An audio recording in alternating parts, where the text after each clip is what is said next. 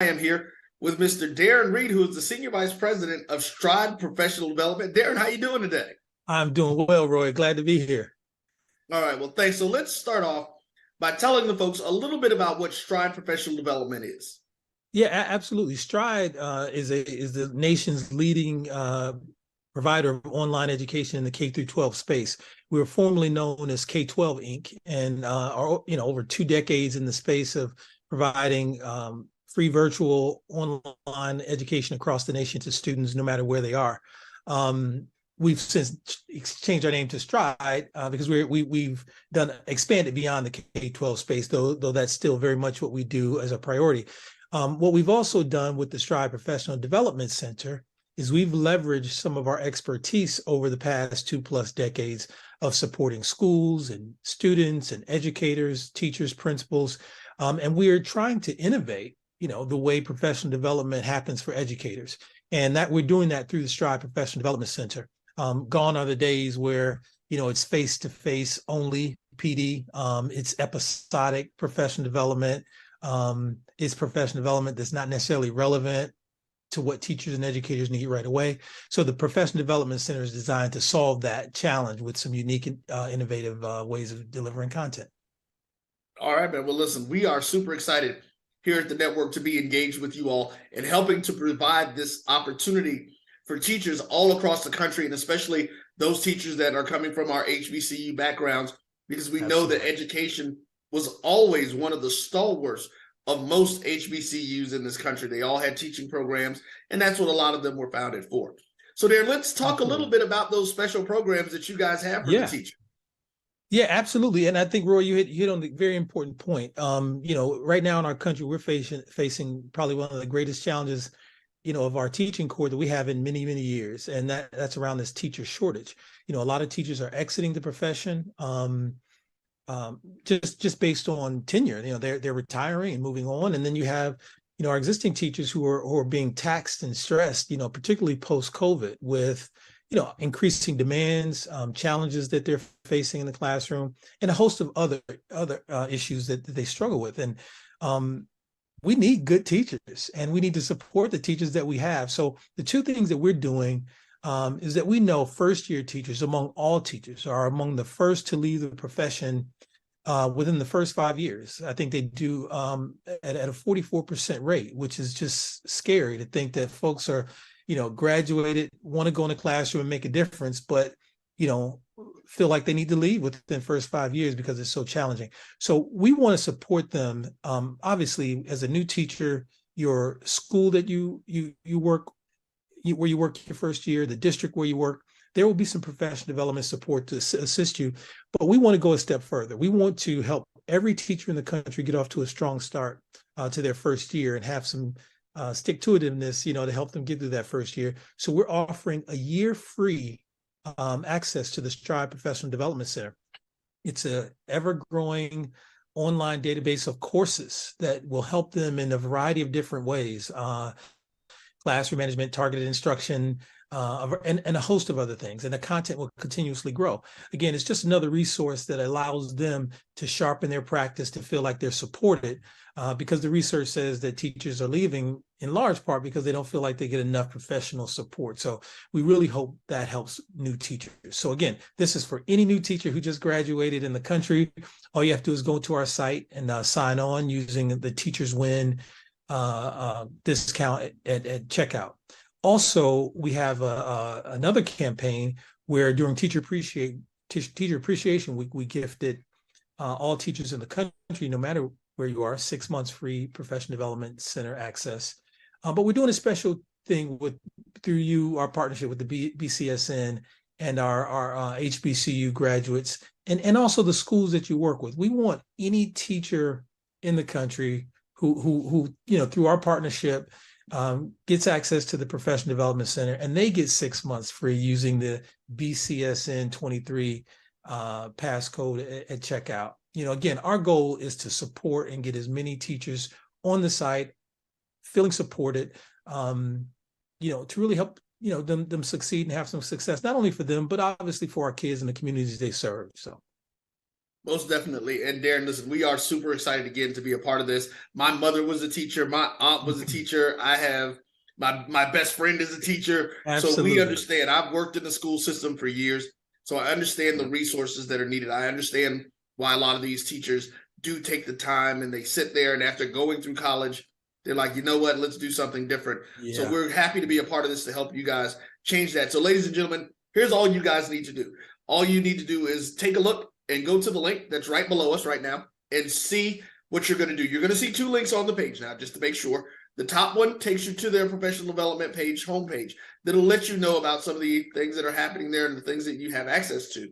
Go to the second link that says Teacher Appreciation. That'll take you directly to the content page where you can sign up and get your free year if you're a new teacher, and your free 6 months if you're an existing teacher. Let's show them how we utilize resources, and we make sure that we take time, those folks who are HBCU alum, and use this. And let's see what Stride has to offer. We're excited about it. We know you will be too.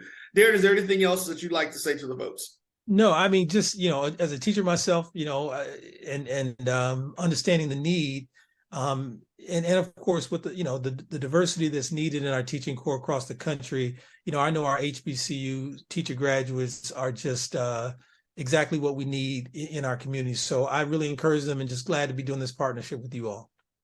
All right. Well, folks, there you go again. Mr. Darren Reed, Senior Vice President of Stride Professional Development Learning. We will be seeing you guys, and trust me, you'll be seeing more from their partnership with us as we move forward, always trying to do our best to make sure that we move forward with the community. Take care. Thank you.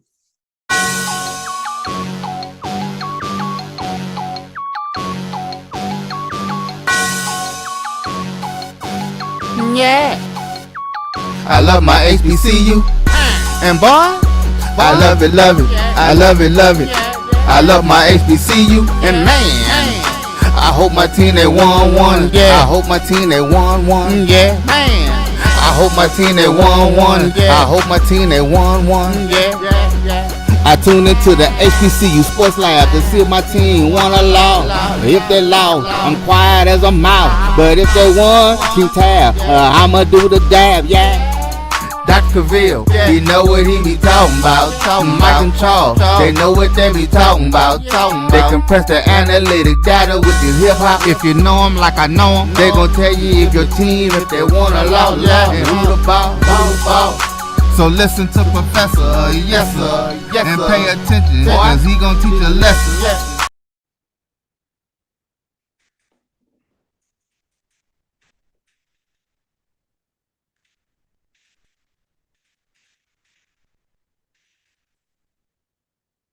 This is Dr. Cavil inside the HBCU Sports Lab with Mike Washington, Charles Bishop.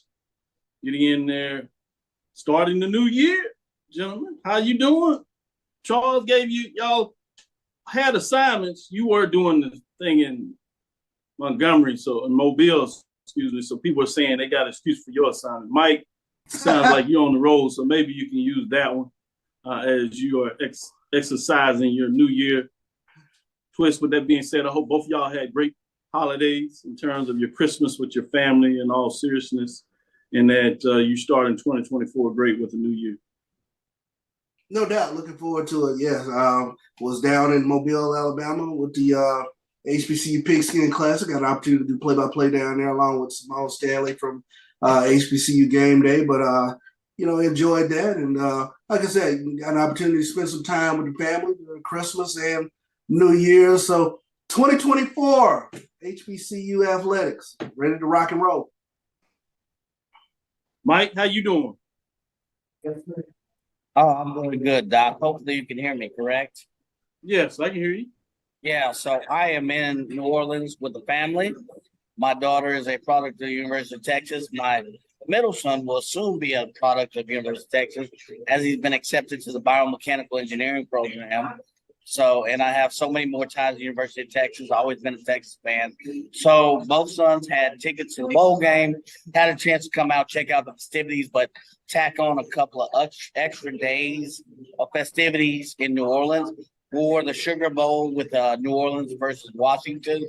So other than that, had a chance to throw some days of relaxation, ready to kick off the new year and start it all right. Love you guys, baby. Miss you, baby. Sounds good. Congratulations to the middle son with that opportunity. Sounds like y'all had a rough evening last night, though. It didn't quite go down your way to that last second. Had your heart tugged from you. Oh man, you talking about a deflating needle deflating the balloon? Boy, the streets were filled with nothing but UT folks, and all of a sudden that balloon just and it just deflated with that 1 second missed pass opportunity. So unfortunately missed it, but they'll be back here next year. So we'll see what happens with that. As we say, we shall see. A couple of folks got deflated. Sound like the celebration, both for the Howard Bison. They kind of felt that same bullet. It didn't quite go that way during the Celebration Bowl, speaking of championships. With that being said, welcome to episode 475 of Inside the HBCU Sports Lab radio show and podcast. Those shows covering the sporting HBCU dash for all things HBCU sports for institutions large and small, from the NAIA to the NCAA. We share insights and information on the HBCU sports culture, HBCU athletic aesthetics to facilitate the story of HBCU athletic programs and the business of HBCU sports. I'm your host, Dr. Kenyatta, Cavil, along with my co-host, Mike Washington, Charles Bishop, coming from our home studios in Signal Live, KCOH 1230 AM studios with the Texas Radio Hall of Famer, multi-Hall of Famer Ralph Cooper in a beautiful home at Texas Southern University from Houston, Texas. Well, you would think it's time to get into basketball, men's and women. And I guess shortly, hopefully we don't have much other choice as we get into conference play essentially next week and beyond. And that's at the major division level. At the mid-major division, they have started some conference plays. They're in 3 or 4 games.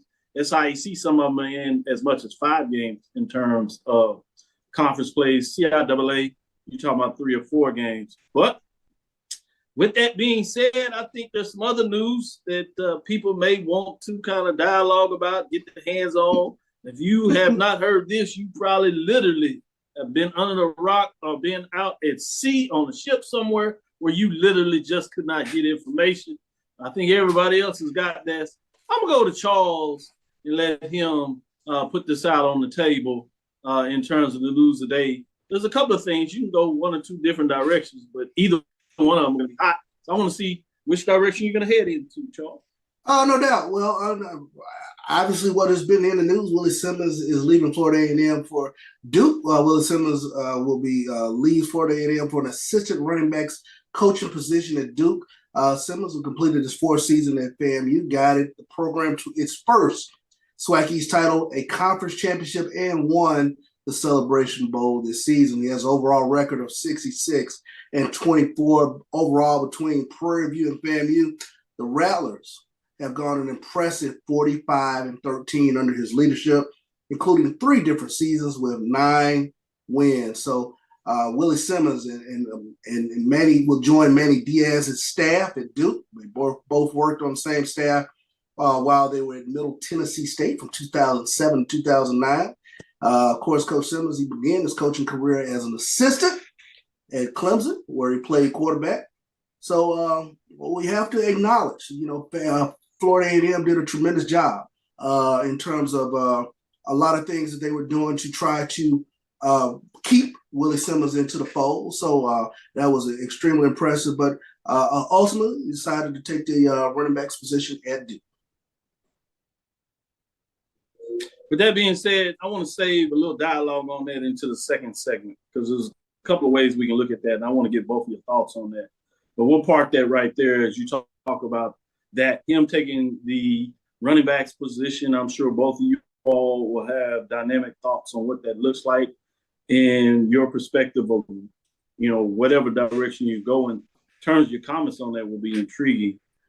In addition to that, also there's the other side of that in terms of people who are following, in a lot of ways, the alumni and the money they raise in regards to looking to see if they could match something that may lure him to stay in terms of that. And regardless how you feel about that, the fact that they were able to do it in that short of time, I certainly want to get both of y'all's thoughts on that, particularly with Mike in terms of the marketing branding, his thoughts from a business perspective. What does that look like? How can other institutions maybe find a way to utilize some of the lessons learned from that moving forward on similar type of projects.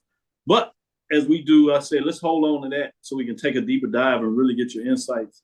But before we go to that segment in the second part of the show, I want to go to you, Mike, and get some other news of the day. What's out there in regards to some news that has your interest at this time right now? Man, so if you've been monitoring kind of the Twitter waves, the IG waves, you've heard a lot about what is Texas Southern going to do. It's been particularly close to me. What are they going to do with the absence of a coach? So after Thursday morning meeting with this Board of Regents, Texas Southern is still a college without a football coach. And you ask yourself that big proverbial why. So the board of board chair Brandon Simmons said in a statement, Texas Southern University's Board of Regents is committed to taking every opportunity to elevate the university. What does that mean? What does that mean? You have vacancies across the board. So the board and Dr. Kevin Granger are aligned on being holding strategic moves in decision making in the rest, but still no decision has been made. So there's a whole lot of rhetoric, but the bottom line decision is, what is Texas Southern going to do? The board of regents, they're excited about new leadership's bold strategic movement, but they still continue to delay this decision. There's a lot of rhetoric, and I can read you all of the words, all of the stuff that's come across on Twitter, but I don't know if that would be of any benefit. What is Texas Southern going to really do going into a critical part of football recruiting period? So you've seen a lot of that. That's news of the day. There's no specifics to it, Dr. Cavil, Chuck, but what is Texas Southern going to do? Is Fred McNair going to be that person? It's been rumored and reported that, Fred McNair is, he's resigned his position. He's available. Is he going to be that person? But still no decision has been made. So to me, that's my news of the day. It's a big question mark. It's a question mark wrapped in an enigma. What is Texas Southern going to do? Hey, great question. And I wish I'd known. I will let y'all know, but I don't even know in regards to what's going on in terms of that decision. I guess we'll be able to park that and save that and get some dialogue, because it sounds like there's some feedback and people's thoughts on that. What was fascinating to me, we did a show on Tuesday. We were looking for what could we discuss. And usually you have the year end that you discuss, year ending news, who had great cycles and things of this nature. This was Tuesday. We kind of heard a meeting was going on with TSU Thursday, and maybe a little bit of information out there, depending on who you looked at, maybe in terms of Willis Simmons. But for the most part, all that was quiet. You didn't know anything. So it was amazing to me, literally, in a week's time, what has taken place. And it seems like, you talking about a new year, it literally seems like it was a year worth of news packed into 1 week. So it was just hard to imagine. Things started off on Thursday with the decision of Texas Southern to defer a decision. And just when you get lathered up and you hear reports going out, what are people's thoughts on that? All of a sudden, you have the dynamic drop in terms of Coach Willis Simmons. So I was like, wow. I'll add this part of it because in a lot of ways, this got lost. But it's pretty big news as well. Mickey Joseph has Jason Rollins. And for those that have followed HBCUs, remember that Jason Rollins was defensive coordinator for Southern University under Coach Odoms. He took over the leadership role in terms of interim position for a year, could not quite make it through the year. And they actually brought in Eric Dooley to replace him. But guess what? Eric Dooley is going back to Grambling as well. So both Jason Rollins and Eric Dooley to Grambling's coaching staff. This is from HBCU Sports. For the position on his coaching staff, new Grambling coach Mickey Joseph has filled in with names that will be particularly familiar, as I just broke down. Joseph recently let the proverbial Jaguars out of the bag when he indicated during an appearance on talk radio station 93.7 The Ticket in Lincoln, Nebraska, that Jason Rollins would be his defensive coordinator. Remember, Mickey is coming from Nebraska, where he was a coach there, ended up being the interim coach for a short period of time at closing of the seasons. Rollins served as Southern's interim coach in 2021, following Dawson Odom's departure to Norfolk State. In 2023, Rollins was an assistant in Terry Bowden's staff at Louisiana Monroe, which also included former Grambling head coach Roderick Fobbs. According to Lincoln Parish Journal, former Jaguars coach Eric Dooley will be Tigers' offensive coordinator. For Dooley, it will be a return to old stomping grounds, as he previously served in the role on the coach Broderick Fobbs' staff from 2014-2017. Dooley was Southern's head coach for the past 2 years, compiling a 12-10 overall record and 9-6 mark in the SWAC. He was fired November 4th after a 5-5 start. Those said that he preferred coaches with SWAC experience for his coordinators. When it came to coordinators, I want guys who coached in the conference, Joseph said, because they know the conference, end quote. Very intriguing in terms of him going that direction. A lot of people that know a part of it. You got to believe a lot of folks that want to prove themselves. Yes, sir. In a different manner. And so it's going to be fascinating in terms of what that looks like. You tie it all together because you heard Dawson Odom's Norfolk State name in there. Well, guess who kicks off the season in the MEAC SWAC Challenge next year? Norfolk State and FAMU. We don't even know who the head coach of that's going to be. So that's fascinating news for me in regards to what that looks like. And so as the world turns and look at HBCU sports, as we would like to turn the page to basketball, I'm not sure if we can quite do that yet because it sounds like the world of SWAC continues to turn. And as they say, rough in the SWAC, it is fascinating right there. Mike, I'm going to park it right there. I'm going to give you a chance to get in here and get some dialogue because I do want to take some time and I don't want you to rush through that. I really want to hear your thoughts. So what we're going to do is we're going to take a break. We'll come back on the other side and we'll break down these news of the day. We'll get you a chance to do a whole segment of touching on each one of these, however you feel in terms of what that looks like. So let's take our first break, come back on the other side, and we can do just that, getting into some deeper thoughts and dialogue. As we get in this year, I would like to kind of hear your favorite moments of the year, but we'll see if we can squeeze that in as well, because we didn't get that from you all this past weekend, and I would be remiss if I didn't get you to at least kind of give your thoughts and stamp 2023, because for some people, they certainly want to leave 2023 back over there as they start anew in 2024. Sticking with us, we'll be right back after this break, and Happy New Year's 2024 to everybody watching. We're back. It's time for the 2024 Urban NerdCon. Join us in Atlanta, Georgia, April 26th through the 28th at the Cortland Grand Hotel. Special guests include Underworld creator Kevin Grievous, Gary Gray from Fairly Odd Parents, from Nickelodeon, Giovanni Samuels, The Science Machine, Michael Green, the Sci-Fi Sisters, and from Spaceballs and Star Trek Voyager, Tim Russ. Hi, I'm Tim Russ. Join me April 26th through the 28th at the Cortland Grand Hotel in Atlanta, Georgia for the Urban NerdCon. Our heroes, our villains, our stories, everyone con. I'll see you there. Live long and prosper. Visit and parenting education coaching. To get involved with programs, volunteer, or donate, visit www.empowermentresourcesinc.org. Follow us on social media, facebook.com/empowerment.resources and instagram.com/empowermentjax. The human voice has always connected audiences with experiences. Major brands all across America have trusted Kever's voice time and time again. Conversational, powerhouse, intelligent, and sincere.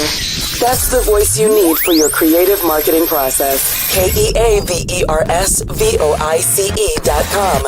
Kever's Voice, Kever's Voice, KeversVoice.com. Always on, all the time. Nope. Nope. Come on, him?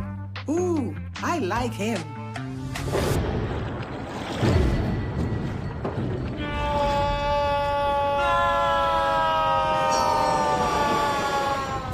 The quicker picker-upper. Bounty picks up messes quicker, and each sheet is 2 times more absorbent, so you can use less. He's an 8. He's a 9. Bounty, the quicker picker-upper. From novice to aficionado, find yourself here. High quality cigars plus personal customer service.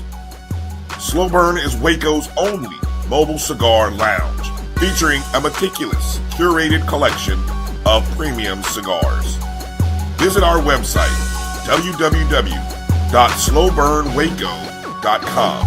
That's www.slowburnwaco.com. Press the analytic data with your hip hop. If you know them like I know them, they gon' tell you if your team, if they wanna lose, and who the ball. So listen to Professor, yes sir, and pay attention, cause he gon' teach a lesson. This is Dr. Bill inside the HBCU Sports Lab with Mike Washington, Charles Bishop. As we talked about some of the hot news, we're going to get into it. Willie Simmons leaves Florida A&M for Duke, and there's many angles you can look at it. So I'm going to see where y'all go first. Then I'll come back and maybe provide some extra questions and see other angles that you may not have thought about or certainly not spoke about in this segment here. So let me go to you, Mike, first in regards, what were your thoughts? I know you heard everything popping off. When did you kind of first hear about it? At that point, what did you see? What came to mind when you first heard the news that either this happened or that it may be happening? Go ahead, Mike. Well, first thoughts were, if you look at his track record, his record for success, you always had in the back of your mind that there was a possibility. The question for the SWAC is, when you have a person of his pedigree and to have some track record and then move on, does this create an open road for future coaches to step into that role, be it for 3-4 years and move on? Does this become a future leveraging board for SWAC coaches to move to the next league? He's moving on to a running backs coach or assistant coach. Does this create basically kind of a precedence for future coaches in the SWAC? Is this the market that we're dealing with, so to speak? And if you know anything about Coach Simmons, he's destined for more success. But is this the new SWAC coach? Do you no longer have the Pete Richardsons, the Eddie Robinsons of the world, where they stay long? I think you're there, but now has that period shortened? And do you now have a track record where I spent 3 or 4 years, become successful here, then I move on? Is it now that, to me, from a business standpoint and from a marketing standpoint, those are the things that came to my mind. You have a guy like he is going to be gone and do great things, if you know personality wise. But has this set the precedence for coaches moving through the SWAC? Look at Dion, maybe an anomaly, but you look at other coaches. Has this now set a future precedence? Great question, and we'll come back and really see if we can get an answer to that. But before we do that, let me go to Charles, and same question to you, Charles, before we get into that. What were your thoughts? When did you hear about it? As you start hearing about it, was it, after the case it was done, or you were hearing that maybe it was coming? Mm-hmm. And with that being said, what were your thoughts? My initial thoughts is to answer Mike's question, we are no longer in that period of time where a coach is or Pete Richardson or in that ilk, where a coach is at an institution like an Eddie Robinson, like a W.C. Gordon for 10 plus years. Those days are forever gone. The reality of it is just like I think there's a part in American Gangster. What are you going to do when success takes a shot at your success? And that was my initial thought. And what was impressive to me was the way the FAMU community didn't stand back flat-footed. It didn't, I'm sure, you're going to have people within the fan base that'll, sort of begrudge the move or he shouldn't go or things. You got to move beyond it. The reality of it is he had tremendous success in the SWAC, there will be other suitors coming to call with more money. And the thing that was impressive was from an administrative standpoint, they didn't stand back flat-footed. They tried to raise money from the standpoint of enticing him to stay there. But even more so, you know, you sort of created this sort of donor base that wants to see this program, whether whomever comes in to coach it, they want to continue to see this program be successful. And that was the impressive thing to me, where it wasn't a whole lot of dialogue about what he's doing to the culture and this, that, and the other. You know, it was almost as though they understood that this day was going to come at some point, and they were able to pivot and move forward. That was the thing that caught me, that was tremendously impressive.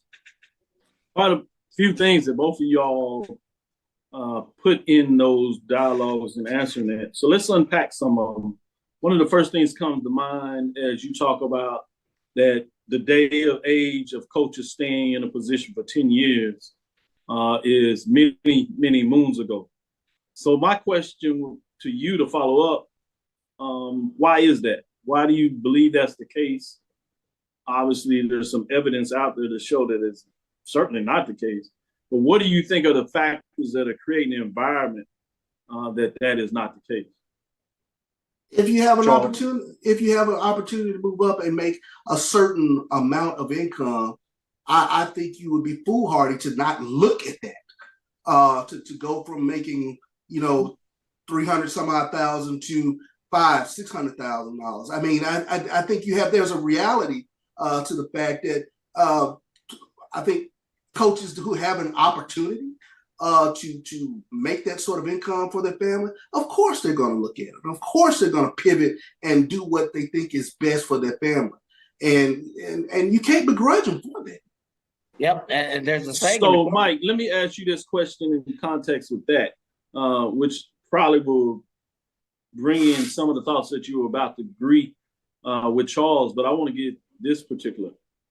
So another question along with that, are the only coaches that are able to have the level of success, for the most part, we're talking about recently with the last two coaches that have left on their own accord, because we also have the other side of this, but coaches that didn't have success were also dismissed, and they had short lifespans. So there's two edges to this sword. Whether you're doing well, it seems like you may leave, or if you're not doing well, you're going to get pushed and exited as well. So I want to make sure that we are looking at this holistically from both sides. But with that being said, are the only coaches that are able to have the level of success as Coach Willie Simmons and Coach Prime are individuals that have their background? What are your thoughts on that, Mike? I would disagree. I think there's a saying in the corporate world: the market calls and demands excellence, and know your worth. So I think with them, they have the pedigree and the track record of success. You look at this Washington coach; he was an NAIA coach. He won 3 NAIA championships, and he was able to make that same similar track. Maybe not to the HBCU ranks, but when you demonstrate a level of excellence in NAIA, Division I, FCS, whatever, the market will always call for success.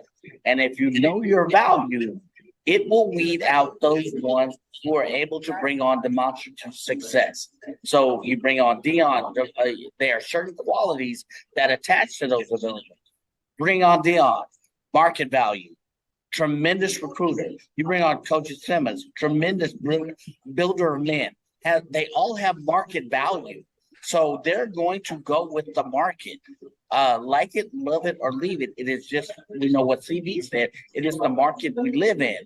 And it behoves us as the university, as the organization.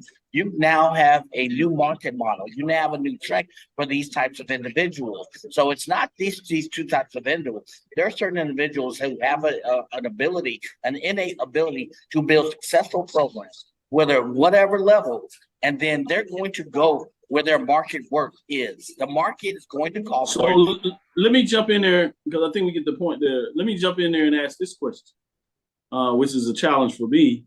If that is the case, why do you believe Trey Oliver at North Carolina Central over the last 2 years didn't have that market demand as Coach Willie Simmons and Coach Prime. I think it's a matter of time now. If he had gone back-to-back undefeated in the MEAC,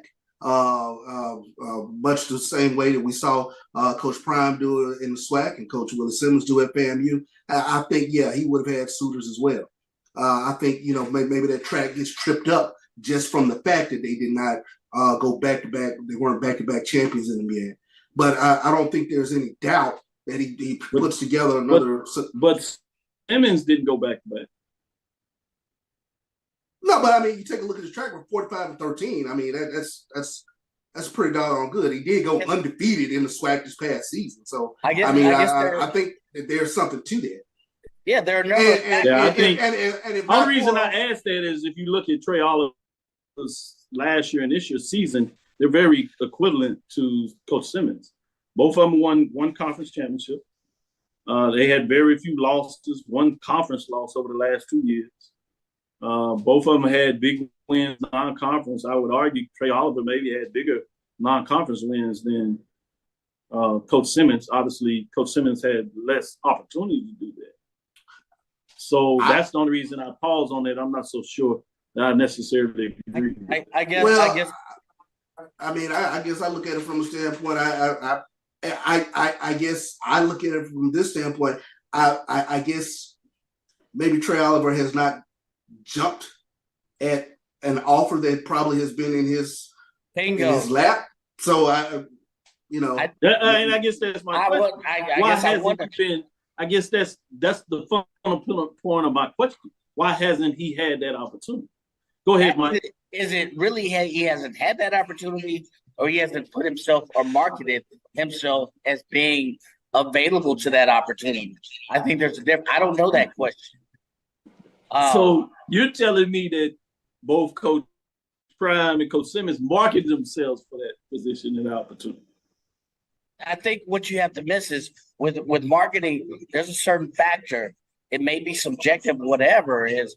If an individual is perceived as available, and maybe they've marketed themselves, whether Coach Simmons marketed himself or not, he never closed the door. I don't think anybody's turning down phone calls. Exactly. I don't either, and I guess that's the fundamental thing. I'm curious to why Coach Trey Oliver's phone has not rung like these others. And I'll give you my opinion on this since I put it out there and asked that. I think a lot of this we don't really put as much stock in the fact that a lot of this is also about relationships. Yeah. Coach Prime had relationships in addition to his success that allowed him to parlay that in another opportunity. Coach Simmons had relationships along with his success that had that. And because he came out of a pool where he had a more diverse pool of relationships, those individuals went on. Trey Oliver, for example, in terms of that, most of his relationships are internal to HBCU programs in regards to where he cut his teeth getting up to the level of success. So it's going to be interesting as we continue to see this case study is what we're looking at. It's a very live case study to see if your premise in regards is more correct, that those opportunities will come. If Trey Oliver continues to have the level of success, will those opportunities come for him? Or is this one of those one-off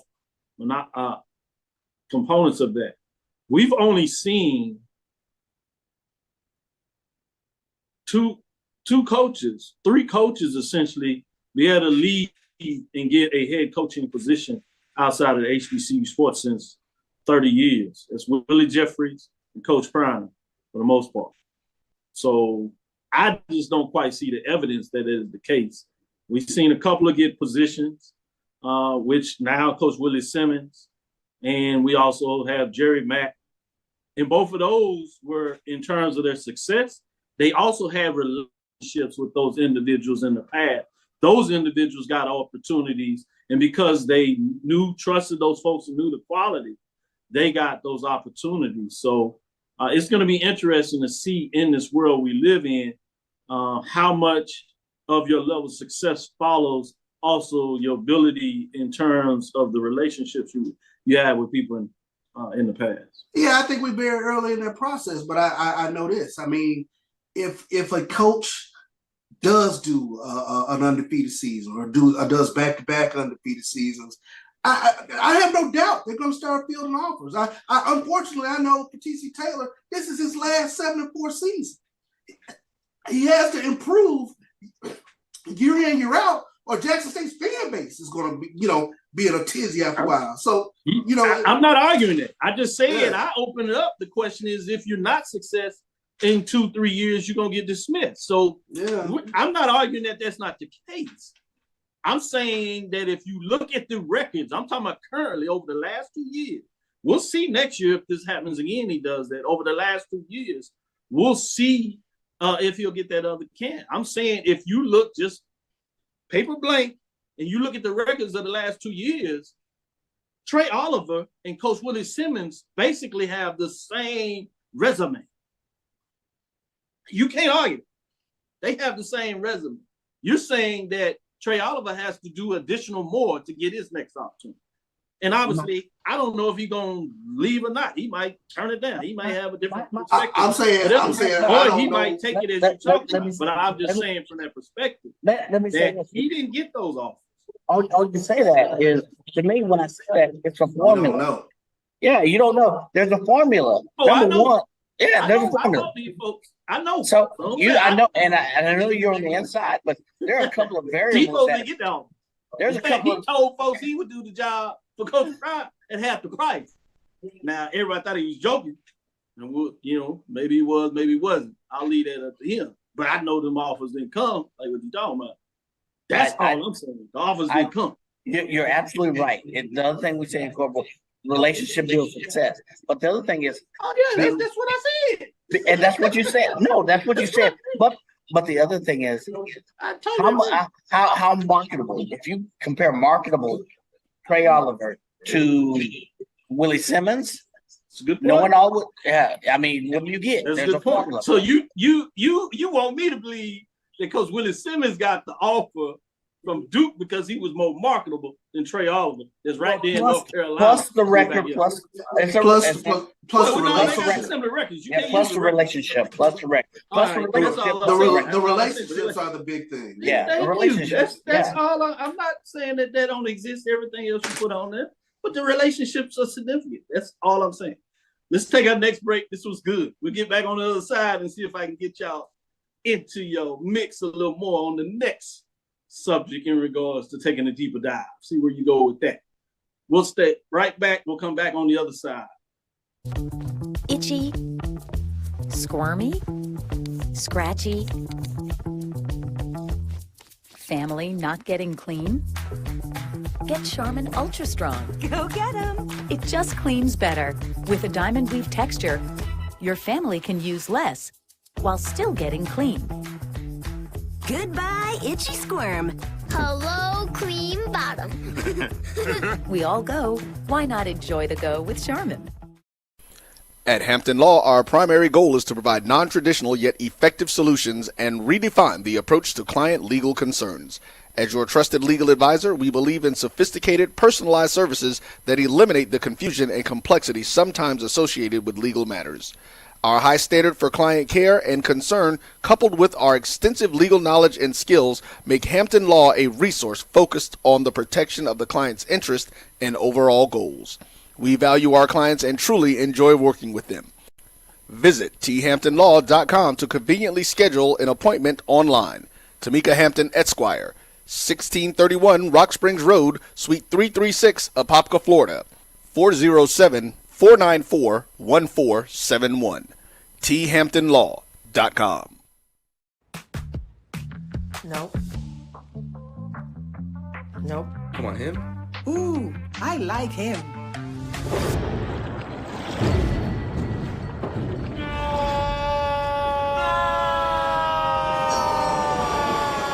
Quick, the quicker picker-upper. Bounty picks up messes quicker, and each sheet is 2 times more absorbent, so you can use less. He's an 8. He's a 9. Bounty, the quicker picker-upper. From novice to aficionado, find yourself here. High quality cigars plus personal customer service. Slow Burn is Waco's only mobile cigar lounge, featuring a meticulous, curated collection of premium cigars. Visit our website, www.slowburnwaco.com. That's www.slowburnwaco.com. When it comes to Press the analytic data with your hip hop. If you know them like I know them, they gon' tell you if your team, if they want a law, and who the ball. So listen to Professor, yes sir, and pay attention, cause he gon' teach a lesson. This is Dr. Wills inside the HBCU Sports Lab with Mike Washington, Charles Bishop, giving your thoughts on the news of the week. The first of the year, boy, it got a little interesting and folks sharing their thoughts. They want you to know as the comments got big, but we're going to switch. We're going to go over to the next one. You got a new coach coming in, Miss Mickey Joseph. He's cut his teeth in the SWAC, all foreign, but then at LSU, Nebraska. But he comes in and names a offensive defensive coordinator that he says has SWAC experience. We've always had the dialogue in regards to, getting outside of the SWAC to hire coaches and things of that nature. And some people agree with it. Some people don't, obviously, for multiple reasons. But in terms of these hires, first, Charles, what are your thoughts in terms of these hires, just generally speaking? At least with the Eric Dooley hire, my first thought was, he hired somebody that got a big chip on his shoulder.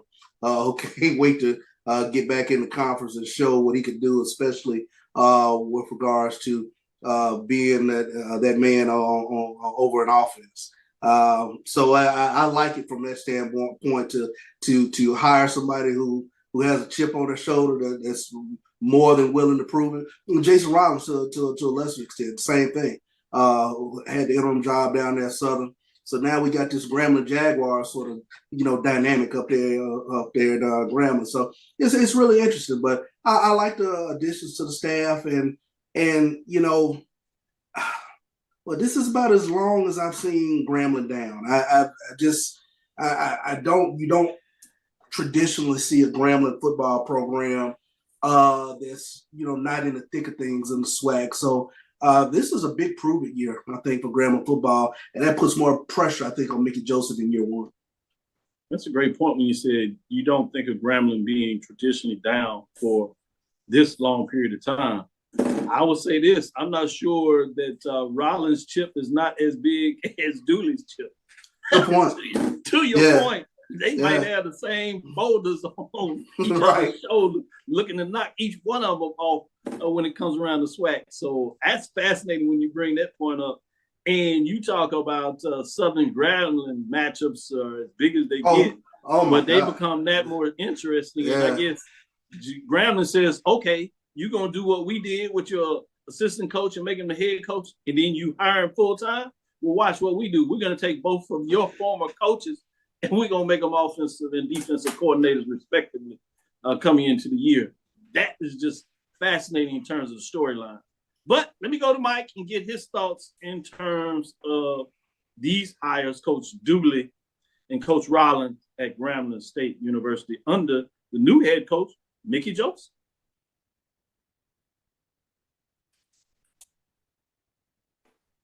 Mike? Yeah, sorry. So, question. Look out for the State Farm Classic. Because it's a couple of coaches with some demons exercise. Y'all mentioned the Bayou Classic, State Farm Classic. Dooley done lost to Prairie View. That was the one that put the nail in the coffin. I don't know which one. Yeah, I didn't think about the State Fair Classic. I don't know which one has it. And Grambling ain't doing too well in the State Fair Classic as well. So which one has the bigger demons to exercise? And to think about that, when you talk about that, Dooley was at Prairie View that put the nail in the coffin for Rollins. Exactly. In terms of their loss, and then Bubba was the one that did it to Dooley. So yeah. I'm trying to see what the meeting rooms look like when they sit next to each other. And then they come to State Farm Classic. So that's the first thing that caught to my mind with that. So we'll see. That's gonna be interesting. Can the Blues match the recruiting? They done bought an OC and a DCN that were former head coaches. Now, can they get the talent in to match the supposed level of coaching and to really bring Grambling back? Because to CB's point, Grambling's been off the scene for a minute. Can they bring the talent in as well as matching the coaching level to really bring Grambling back to the forefront? Good stuff there. So let me follow up and stay with you, Mike, and then I'll come with you, Charles, this same question. What are your thoughts in terms of specifically Coach Mickey Joseph liking the idea of getting coordinators that are familiar with the SWAC or familiar with the conference? You see this at various conferences at various levels, that a lot of times, you know, a program that has success or a coach that's familiar with the way that the conference plays football, recruits and different things of that nature, folks will ultimately get coaches that are familiar with that. What are your thoughts, Mike, in regards to that unique component of one of the reasons why these hires seem to be made? I think it's unique, and I actually think it's a good move for Joseph's sake, because in one aspect you could say it's about coaching, but you said it, it's also about recruiting. They know the SWAC, they know the regions of the SWAC. To me, it's more so about recruiting. Cannot bring that talent to Grambling. When you bring the coach, you bring in the talent that comes with that coach. So I think it's a genius move. And that's why I said in my previous statement, with this move, does this also bring the talent with that move? So I think it's a great move. Good stuff. Charles, I think a lot of people have talked about Dooley in terms of the recruiting trail, but I think in a lot of ways, if you would, Rollins probably goes unsaid. You know, he recruited many of those defensive players over the last 2 years. The year before he got there under, obviously, Coach Odoms, which had some fierce defenses. Some of those players stayed over during his tenure, and even in terms of the first year of Dooley.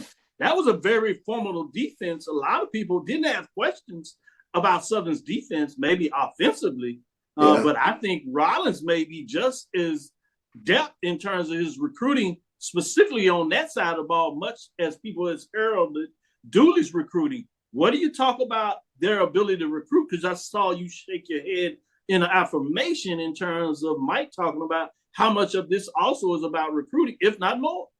Yeah, and I think the big thing is you brought two people onto your staff. Can you get back into the New Orleans area? And we know that New Orleans area is deep with talent.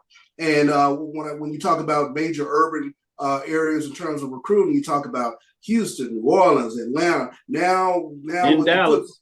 In Dallas, now with the footprint being over in Florida, you know, you got Florida in play. But you know, I think there's been a disconnect with Grambling, especially getting into that talent-rich area in the New Orleans area. And we know that is Dooley's trademark, being able to get down there and mine that talent down there, especially looking for quarterbacks. So probably a question I would have asked them in terms of, you know, they're not having success at Southern. How can we turn this around at Grambling? What is it that you did not do that now you know that you can bring up here to Grambling? So I'm sure that question was probably somewhere on the table. So to be able to answer that probably made that situation even more unique in terms of bringing in two coaches who knew this conference. I think probably every situation is unique, but I think this fits Grambling's profile to a T. Good stuff. Salient points made by both of you. We're going to turn the page, get into the last segment, if you would. Talk a little bit more about coaches in waiting or next coach up or vacancies in coaching in terms of the direction for Texas Southern University, FAMU for that matter now, and even Morehouse College, which is still open, which are fascinating in regards to the clock. We're literally, if you look at 1 day in terms of Wednesday, we're literally 1 day away in a month from signing day, which is the first Wednesday in February. With that being said, take our next break. We'll come back on the other side and get back into some dialogue with these two gentlemen weighing in on the closing news of the year.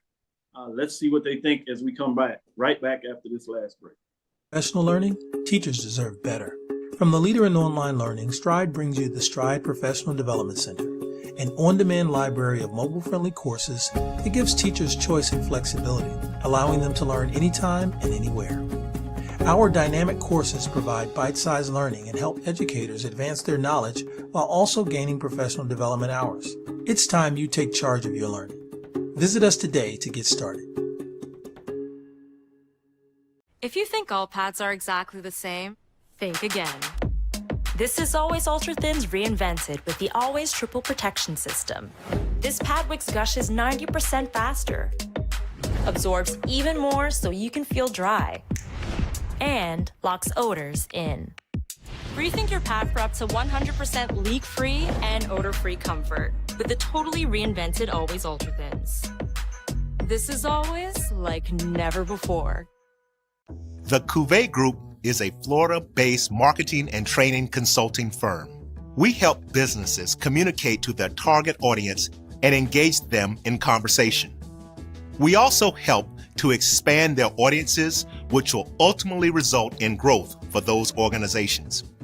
In addition to being a certified constant contact specialist, my colleagues and I are also certified in John Maxwell Leadership Principles. We use these proven principles to conduct workshops, training, and private coaching sessions for individuals and companies looking to take things to the next level. Contact us to schedule a free consultation. Issues today, don't delay, call Cavil. As technology continues to bring changes to the world of education, it's time we also reimagine teacher professional development. Gone are the days of one-size-fits-all learning that can only be accessed at a specific time and place. The Stride PD Center is an on-demand library of mobile-friendly courses that allow educators to learn anytime and anywhere. Our dynamic courses provide bite-sized learning and help educators advance their knowledge while also gaining professional development hours. The best professional development plans are those that include a level of flexibility and choice for educators. Whether you're a teacher, school, or district, visit us today to take charge of your learning.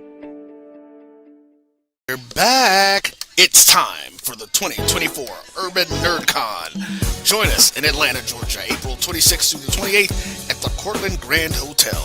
Special guests include Underworld creator Kevin Grievous, Gary Gray from Fairly Odd Parents, from Nickelodeon, Giovanni Samuels, the Science Machine Michael Green, the Sci-Fi Sisters, and from Spaceballs and Star Trek Voyager, Tim Russ. Hi, I'm Tim Russ. Join me April 26th through the 28th at the Cortland Grand Hotel in Atlanta, Georgia for the Urban NerdCon. Our heroes, our villains, our stories, everyone con. I'll see you there. Live long and prosper.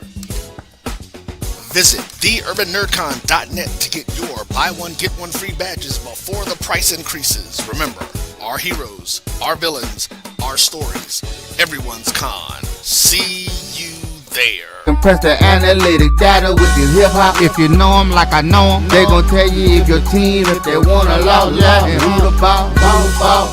So listen to Professor, yes sir, and pay attention, cause he gon' teach a lesson.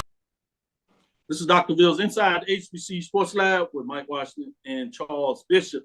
Let's get into this next discussion. I'm going to put some of these together because in a lot of ways, in terms of timing, there may be different reasons why they are here, but in terms of the timing, they're all on the same page.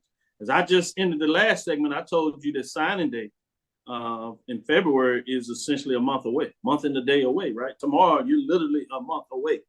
And so whether it is a coach leaving on their own accord because the opportunity affords them to do that at FAMU, or whether at Texas Southern where there is the board and the administration making a decision on what direction they want to go, or even at Morehouse where we haven't heard in terms of who their next coach is. In a lot of ways, the same framework comes up in terms of, or regardless of why you're here. What does this mean in terms of moving forward? How do you look at this? Because some people would say, hey, this coaching search is extremely important and you need to get the right person. So if it takes more time to do that, let's do that. Other folks said, hey, you still need to understand the map that you are operating in terms of the recruiting circle and what does it mean for your program and how far it can put you behind if you do not get a coach in a timely manner in terms of that. So, Charles, where do you land on that framework? I think you lost the sizzle with regards to recruiting if you have not dipped your toes in the water with the early signing period. I mean, the reality of it with the transfer portal, a lot of your better players, they're committed somewhere within that early signing period. So in the process of you doing everything to get it right, you put your coach behind. And that's the reality of it. That's an intriguing point, and I think a good point in a lot of ways, because the landscape has changed. Oddly enough, you may have been able to get away with this a little more, 5 years ago even. But with the transfer portal, which is new to the system, the NIL, even though you might not see that as very heavily at the FCS level, it does exist, and it works in its own manner. Obviously, the normal period with JUCOs, early with people committing in terms of what that looks like. And then getting into February, we have high school students that are graduating early to make the decision to get involved in spring practice or what that looks like. So as Charles alluded to, Mike, what are your thoughts in terms of what does that look like when you're either waiting this long to look for a coach or opening comes vacant to you and you still have to look for a coach, i.e. Texas Southern, FAMU, and Morehouse College? Yeah, I completely agree 100%. You can have the best management in place. Dr. Tiffany Dawn Sykes has done a tremendous job. The FAMU, as PB alluded to, FAMU family, they've done a terrific job of stepping in place. All that considered, you throw in the dynamics of transfer portal, you throw in the dynamics of getting JUCO commits early, there's a certain piece that you miss that you've lost. A certain, Charles calls it a sizzle. I call it the top 5-10% that you may have lost those recruits just because the dynamic of this world of recruiting has changed. And when you lose a coach to the caliber of Coach Simmons like this, and then it is way much preparation is like you still lose a certain portion of those recruits that you have. And the model's got to change, but I mean, hats off the fam. They did a great job to prepare as much as possible. But there's a certain shape, a certain portion of those recruits that you still lost, a sizzle in your recruiting program with that loss. You just also alluded in the last segment in terms of how big recruiting is for folks that are familiar with that area. We've seen a lot of ways that Texas and Florida go at each other in terms of best players, who has the most talent. Obviously, Charles will kind of buffer that when you talk about per percentage of capital of the area. He wants to make sure that Mississippi gets his name put in there. But for this discussion, in terms of Florida and Texas, you also have unique systems where a lot of folks believe, either it's with HBCU respectively or just in general, that these are areas where you need to have connections with the high school coaches in both areas. So what dynamic does that play in your mind when you're either talking about Texas in terms of Texas Southern University or Florida in terms of Florida A&M, both public HBCUs, prominent HBCUs in those states, in regards to considering or looking for a coach that is connected and has connections with that state, particularly the high school program, versus maybe bringing somebody from the outside and giving them a chance to get that right. Let me go to you, Charles, in terms of your thoughts on that first. It's tremendously important. When you're talking about and we talked about relationships, that coaches are able to build with the high school coaches.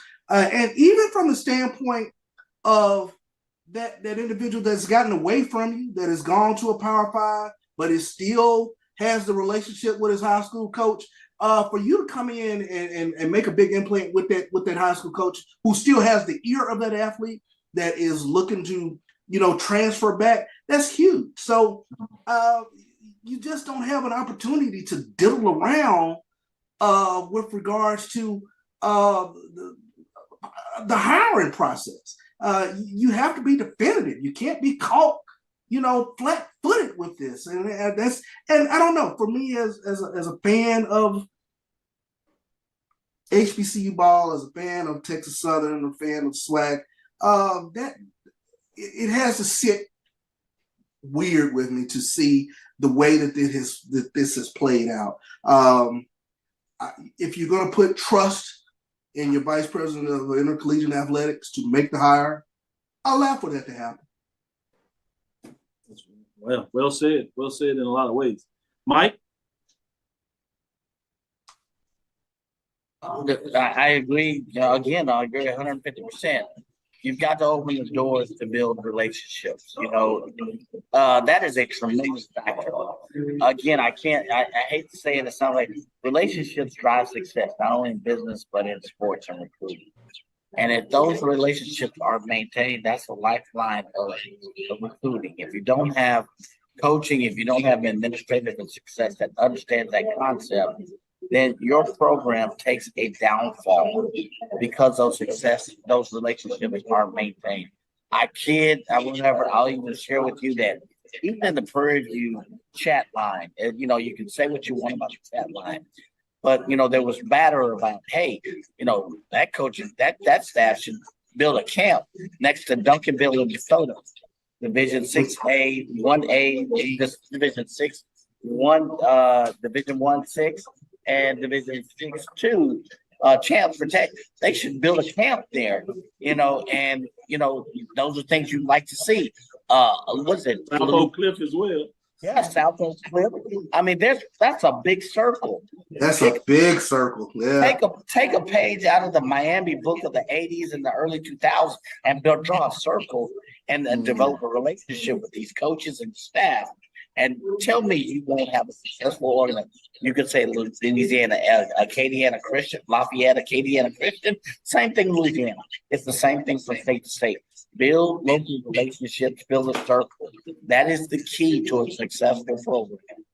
So let me ask this question. If you're Texas Southern, do you not put on staff somebody from a Duncanville or a DeSoto or a North Shore or some of these football factories? Do you I love it when genius comes to the forefront. Say it again. Say that again, CB.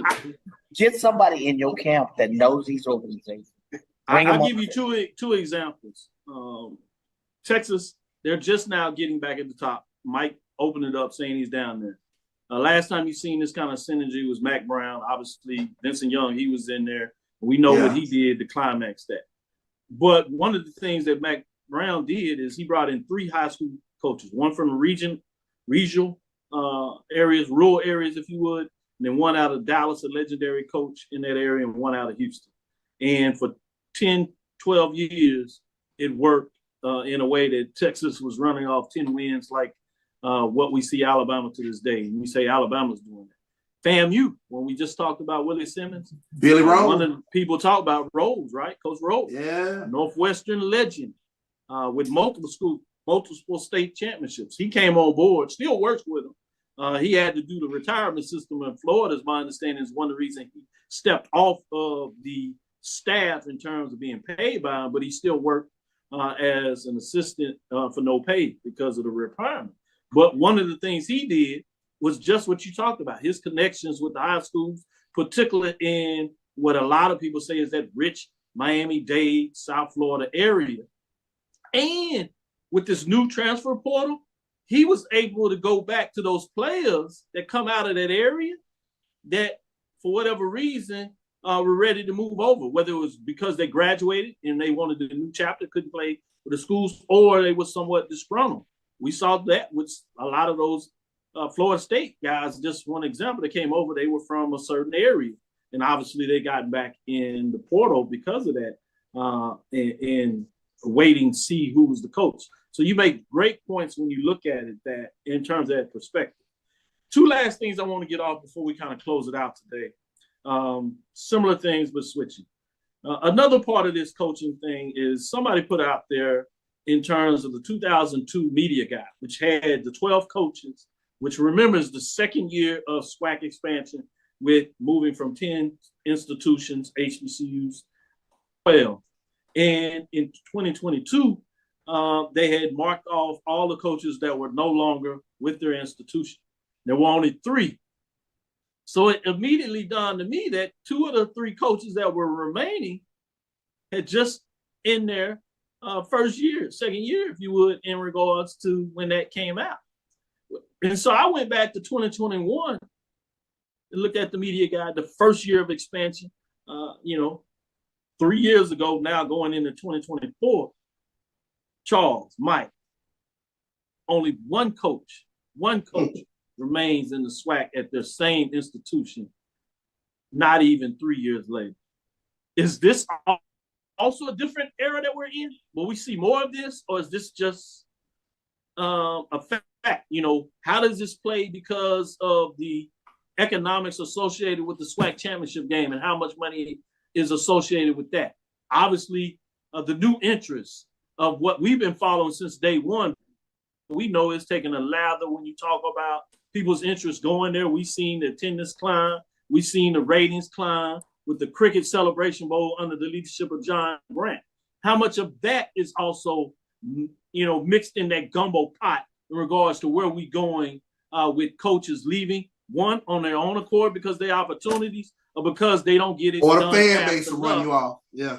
The fan base and the administrators say, all right, it's time to go. It's enough. Let's go in a different direction. Charles, you jumped in there, so go ahead and take it away. Yeah, I mean, it underscores what I think is the case. Either your success will take you away, or the fan base will take you away. I mean, there's your failure. It's one of the two. That you're hired to be fired. So we are in that sort of phase, not just with HBCU coaches, but that I think that's in the coaching profession in general.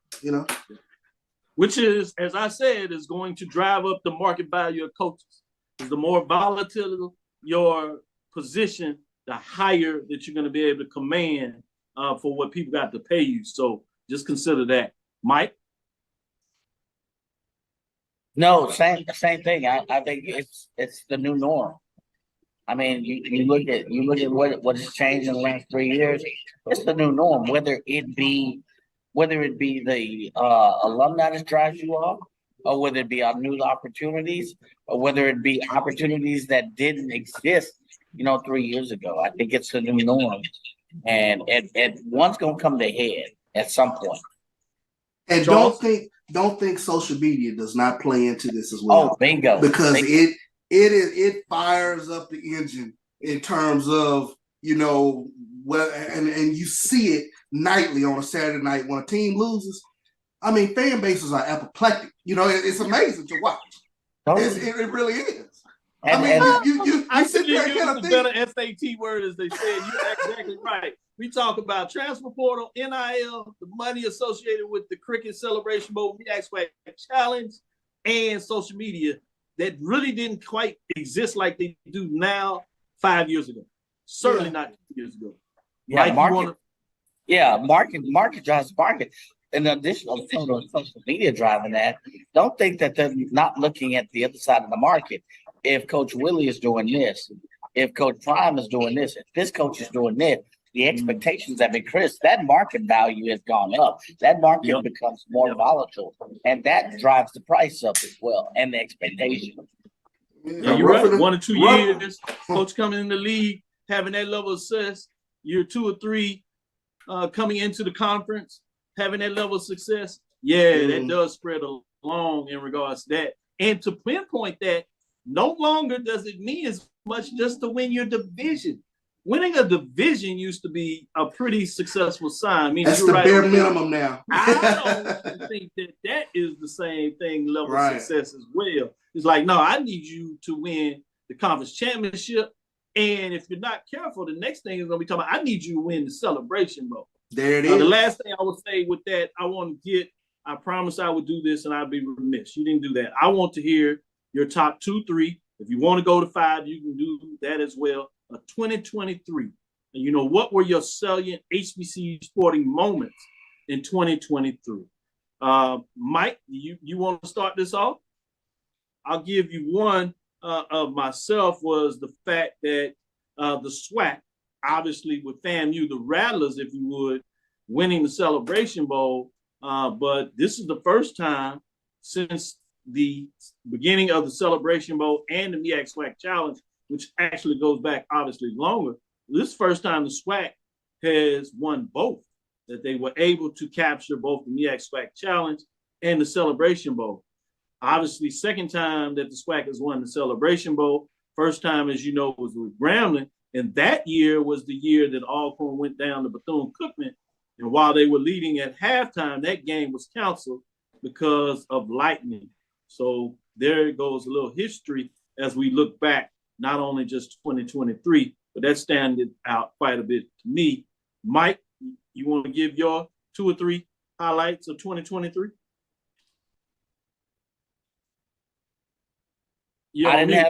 I'm sorry, I didn't have a chance to really give this thought. I know you put it out there that long with the time. I saw notes, but if I had to pick, I would have to say the failure of North Carolina Central to make it back. That defeat to me was big.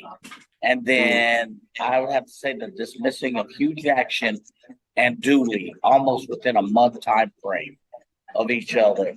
That really sent shockwaves in the SWAC. Yeah. Man, that was 2 big ones when you talk about it. Both of those teams looked like they were on a collision course. There was one point before that loss to Howard by North Carolina Central. Both teams were not only 1 and 2 in the HBCU rankings, including ours right here, Dr. Bill's inside the HBCU Sports Lab, where FAMU won the national championship in Dr. Bill's HBCU poll ranking, which has been going on for 20 years now, and counting, 22 to be exact. Both of them were top 10 in the FCS poll rankings. So you're talking about, wow, how that would have changed the dynamics. Not to belabor the fact that Howard Bison showed it on the field and got it done, and certainly represented well in the Cricket Celebration Bowl. With that being said, Charles, what are some of your highlights of the year? I think, let me go back. The first one is Southern's women's basketball, knocking off Jackson State in the SWAC tournament. That was a moment that I certainly remembered in terms of anytime we look at a team that has that sort of an inevitability sort of thing where we pencil them in to the championship and they get derailed, that's the moment that sticks out in my head. Obviously, FAMU winning the Celebration Bowl for the SWAC, that was huge. Another one that I remember vividly, Edward Waters knocking off Tuskegee on Tuskegee's homecoming, Hail Mary. If you remember that one, and remember the call with that. That was a moment that stuck out in my head. Another moment, and Doc, we were there for that MEAC SWAC Challenge. Jackson State beating South Carolina State. The Jackson State fan base chanting TC's name at the end of the game for the turmoil that Jackson State's fan base has sort of gone through in that offseason.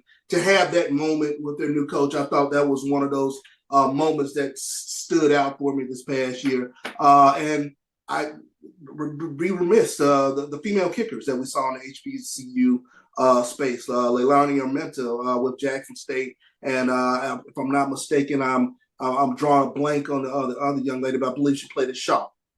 But those were a couple of things that stood out for me. Indiana Pulpus. Yeah, Indiana Pulpus. Yeah.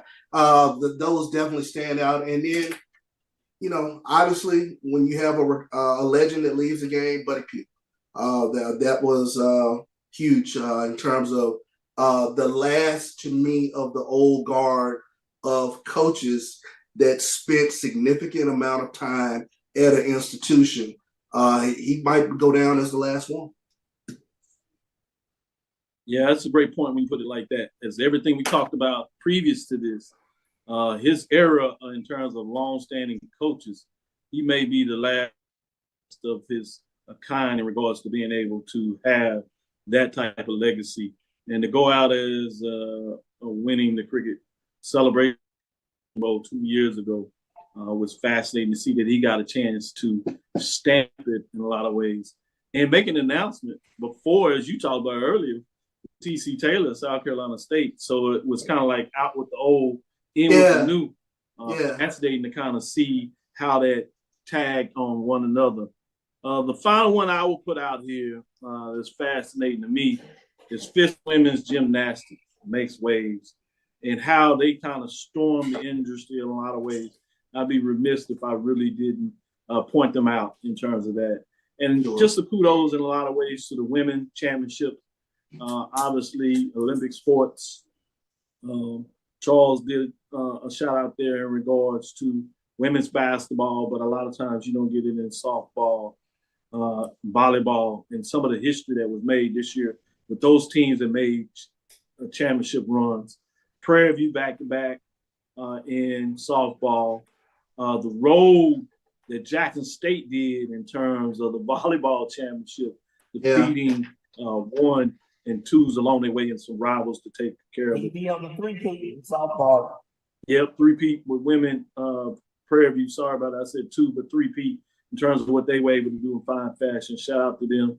And some of the history that was made in the MEAC with the first, North Carolina Central getting their first softball championship. Coppin State getting their first volleyball championship. So big in terms of those moments, and not to leave out some of the mid-major level with Langston, what they were able to do. Tougaloo in terms of only one loss. Disappointing where they got ranked in the NI tournament for one loss in terms of a non-HBCU team. I thought they should have been treated a little bit better than that. But both of those teams deserve some kudos in terms of what they look like. The expansion, Dr. Kiki Baker Barnes of the GCHC, in terms of how it was able to bounce back and solidify itself as a player on the HBCU sport stage, as she came in essentially coming out of the interim and taking that job full time and really being able to expand the conference and put it on solid footing. So shout out to them, obviously with some big things of the year. So just kind of wanted to put my little final take on it as we did Tuesday, go back and do a fuller show on that. Hope you enjoyed what we did here.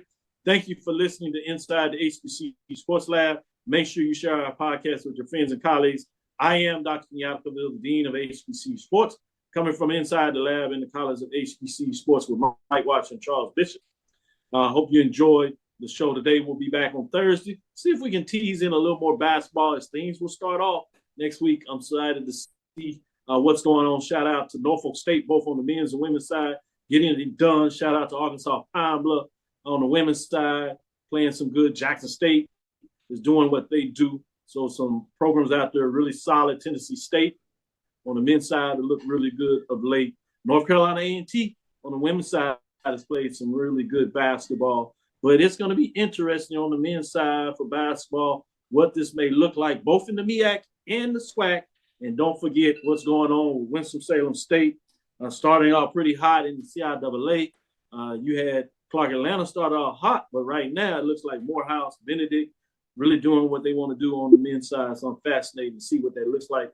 Charles, anything else you wanted to add? You mentioned basketball, but you look up and we'll be in February and the ping of the bats will be out there. Shout out to Coach Jonathan Hernandez down there at Bethune-Cookman. So, we're right into the midst of it. Yeah. We'll see Bethune and family again, baby. Hey, man. Yeah, defending champions of the SWAC. And, this is one league where we take baseball real serious over in the SWAC. You're talking about roughing the SWAC. That goes for football, basketball carries us through, both men's and women's. And we turn that page. We like a little bit of that softball, but man, when you talk about the pings and backs of baseball, we're gonna go down there. It's my understanding heading back to Atlanta for the championship game. 18 deep. We'll see if that holds true for this year. Fascinating to see the regular season race in terms of the division and what it will mean in terms of the final sport for the conference in the SWAC to see picks up that final trophy. And oftentimes it goes a long way to seeing who's going to get the final dibs in the all SWAC trophy awards as well. Yeah. Mike, any last words you want to have since I gave one to Charles? Any last comment? No, we're going to bats and also we're going to for the track and field. Don't commit. You got the outdoor season starting in a month coming up. Yeah. Love that speed. And again, we want to thank you for listening to Dr. Bill's Inside the HBCU Sports Lab with Mike Watson, Charles Bishop, every Tuesday and Thursday right here at 6 o'clock. We look forward to Thursday to give you the latest news in the lab. And the way things are turning, you better stay tuned because you never know what we need to talk about to keep you up and give you a different perspective than everybody else out there. Follow me, Dr. Kenyatta Cavil, that's DrKenyatta Cavil on Twitter, Facebook, and Instagram. It's Inside the HBCU Sports Lab 1 on Twitter, Facebook, and YouTube, Inside the HBCU Sports Lab. I'm getting it done on Twitter what they call now X, formerly known as Twitter. I'll give you some insights. A lot of discussion out there now with these changes. People are bringing back up. What does it mean for HBCUs at the FCS level to consider going FBS? And so I've been able to provide some frameworks of what that may or may not look like. If you want more, just keep up. And we'll give you those updates. Dream big. Continue to move forward. We will talk with you soon. Charles? Of course. Mike? Lecture. Dismissed. Say, Mike, save me one of those. One of what? One of the drinks you got. Oh. I know you down to sip of those folks. Absolutely, baby. I'm in the bar, and everybody, all the UT fans think I'm doing the UT thing. I know. While we're still live, we'll wait on Roy to turn it off. Yeah, exactly. Hey, man. Roy, go ahead and roll it. Yeah, got folks doing like this to me. I'm like,